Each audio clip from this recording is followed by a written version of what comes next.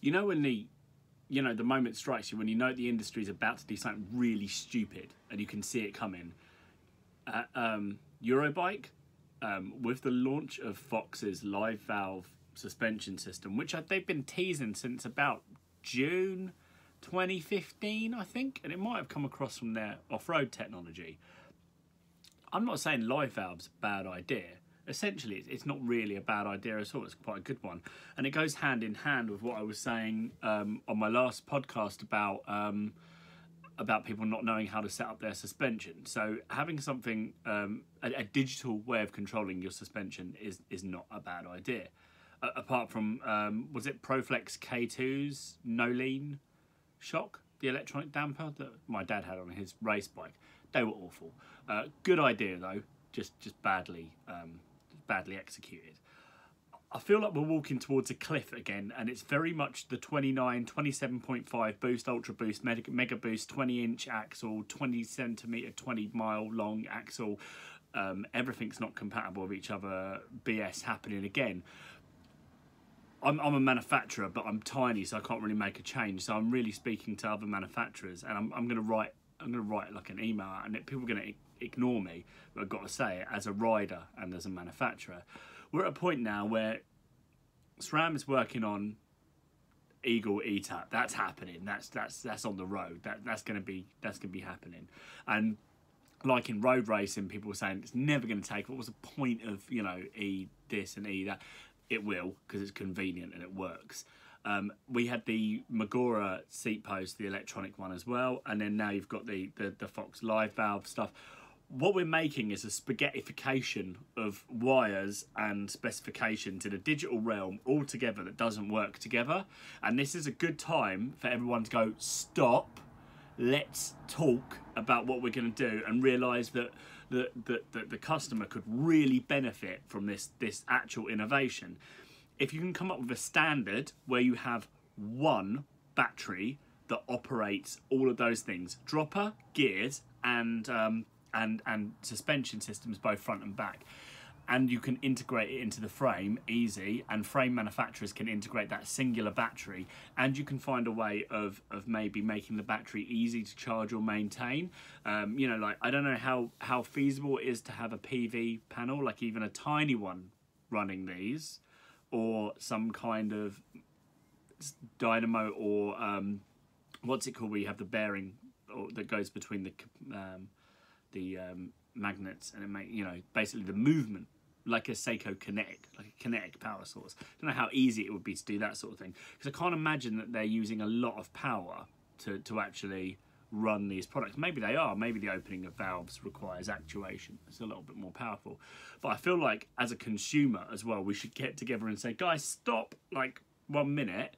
Can we integrate this all together? Can we get together and put our differences aside so that we don't make loads and loads and loads of tiny micro standards for electronics as well as actual physical products? And if we could agree on that, imagine if you can have like an integration unit. Modern mountain bikes are coming, and they're driven by e-bikes, and it doesn't matter if you agree with that or not, it's happening and it's going ahead. If we get electronic shifting, electronic dropper, and electronic suspension, we get them all working together, imagine how things could be in the future for us. Imagine having some kind of, you could even set up like, when you people PC game, they have little like shortcuts cut up. You can actually have like shortcuts on your bars. You could have 4 buttons here and there, and you could set them up to do whatever you like. And you could integrate your GPS and everything together into one package. And it sounds like some sci-fi fantasy stuff, but it's not. The technology is here and we can use it. But at the moment, I don't think it all communicates with each other. And if we had, before it gets too far down the line and we start seeing production bikes, maybe there's a time to say stop and have, the big brands like SRAM and Fox and Magura or whatever get together and have a discussion, frankly, on what the standard will be going forward, and whether we can use one battery and one language to talk to each other. Not only that, you could be kind of, in a way, like Tesla's over-the-air updates for their cars is almost unthinkable in the auto industry, but we could do that with bikes as well. If they were actually, we could do over-the-air updates on on our parts. But not only that, we can troubleshoot what's wrong with them, and you could put everything together with GPS and Strava and that, and you could see that these setups didn't work on that trail in these conditions when you're riding this, and your heart rate was this, so X, Y, and Z. You get everything together and be integrated into one kind of, you know, ecosystem. And it's not a pipe dream. This could feasibly work. But if we don't speak up as both the manufacturer and the consumer, it's not going to happen. And what you're going to do is you're going to end up with several products that don't work together, and a spaghetti of wires all over your bike that looks bad and is not ergonomic. So I think that if, rather than taking the negative from it, like, which is my first thing was like, oh my God, why are we making things more complicated, you know? But we are, and that's what's happening. I don't personally think that anyone but the top level of athletes really need like live valve stuff like that. Like, but it's going to come to consumer products, so we've got to get used to it, and we've got to get on with it. But while we're getting used to it, while we're getting onto it, let's get together and say, yeah, please, can we have some kind of standard? And then we could have people like Garmin or Polar, you know, or Sunto, you know, those companies who are great at making the technology interface, or even app-based interfaces now with your phone. I mean, most of the time when you ride, you kind of have your phone anyway with you, don't you?